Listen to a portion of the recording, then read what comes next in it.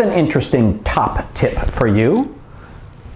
Know what you know. What does that mean? Well, quite simply, know what you know means that you should have a strong awareness of the boundaries of your knowledge. For example, let's say that you're working on a firewall and you call the manufacturer and they say, oh, well, is the firewall plugged in? Have you set a password? And you say, wait, stop. Trust me, I've been doing this for 20 years. I have some idea what I'm talking about. But that some idea, where's that line? Where do you draw that line?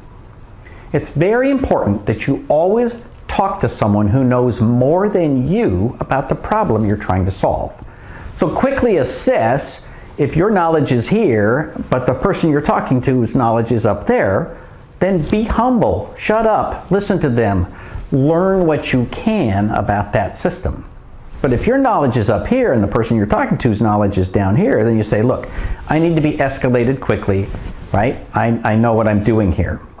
One of my favorite websites for getting tech support is DreamHost, because when you put in a ticket, they have many options of like, oh, I'm a beginner, or I'm an intermediate, or I am pretty good at this. And then they have an option that says, I don't want to brag, but I probably know more than you do about this. Wherever you are in the process, you're either going to be escalated up to somebody who knows more than you do, or you're going to be floundering around with somebody who knows less than you do. So when you find somebody who knows more than you do, then you can advance the solution much more quickly. You also need to know what you did and what you didn't do. So when you're talking to tech support, you can say, look, I know this is not this issue. I'm hoping it's something over here, but you're going to understand where you are in that process because you know what you know. And you will solve some problems by being able to say, I know for a fact it is not in this direction.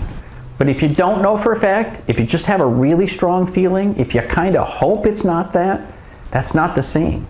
You have to know exactly what the boundaries of your knowledge are, and you have to not be arrogant about what those boundaries are.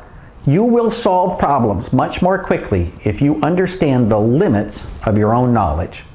You will also have more confidence to talk to somebody who is in a position to give you help, or even somebody who is above you in an organization, if you can say, look, I know this, and then be honest, I don't know this, but the knowledge that I have, I'm very confident of.